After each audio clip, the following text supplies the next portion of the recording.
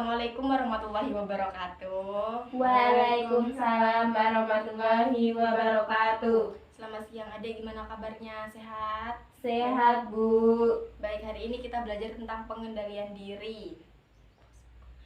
Apa sih arti pengendalian diri itu?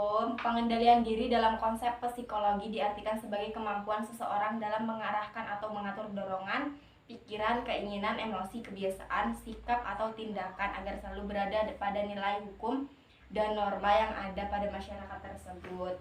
Menurut kalian, makna yang terkandung dalam pengertian tersebut itu gimana?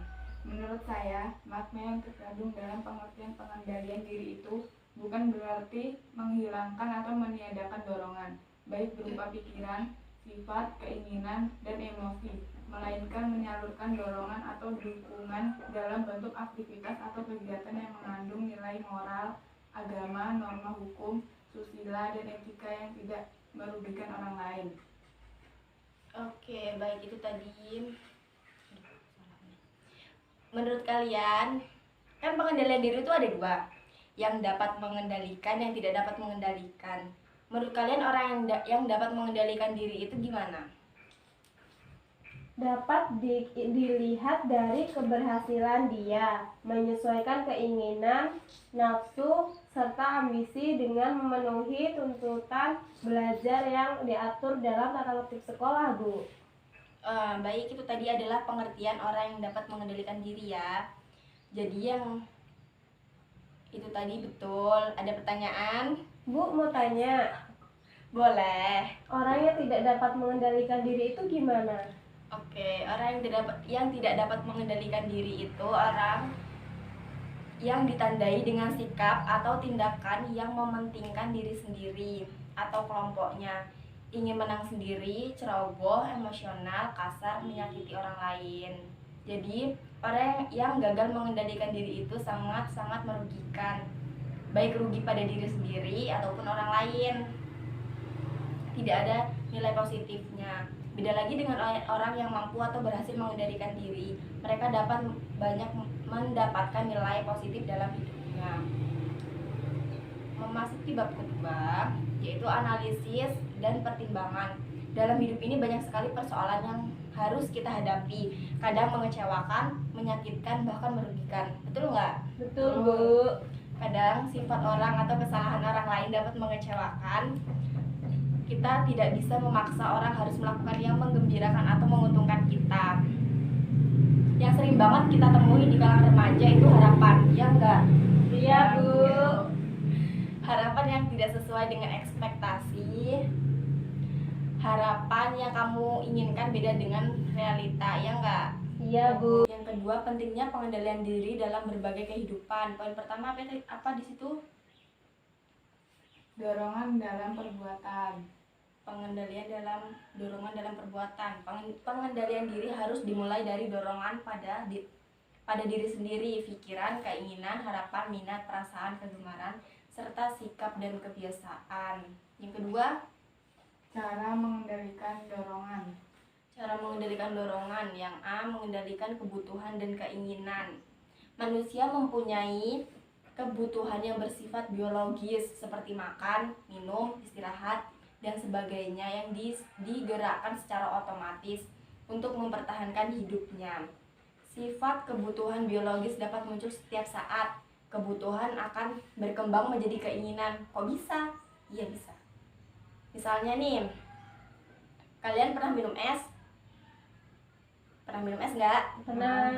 Minum teh? Pernah, Bu. Es krim? Pernah, Bu. Nah, karena kalian pernah minum es ataupun teh, kalian pengen minum es nih, padahal yang kalian butuhkan dalam tubuh itu air. Begitu juga dengan makan. Kalian pengen banget makan ini itu, makan somai, bakso, padahal nggak butuh, cuman pengen.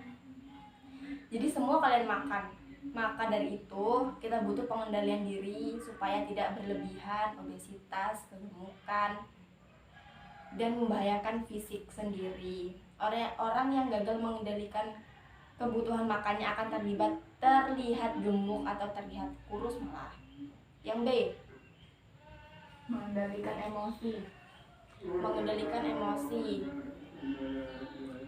Batas waktu emosional seseorang itu hanya berlangsung 20 detik.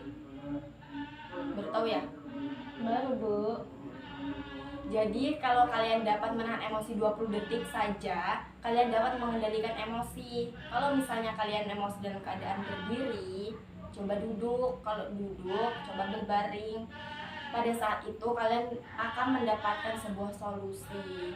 Orang yang tidak dapat mengendalikan diri itu biasanya mudah tersinggung, ringan tangan, mudah memukul, cepat marah, suka berkata kosong, kasar, dan suka berkelahi.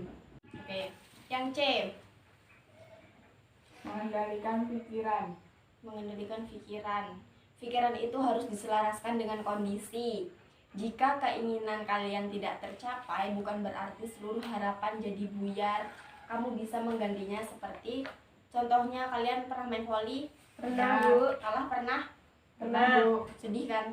Sedih banget. Nah, makanya itu untuk menutupi kesedihan, kalian itu bisa merayakan sebagai hadiah kalian, bukan hadiah kalian kalah main volley ya, tapi hadiah untuk merayakan kerja kelas kalian gitu.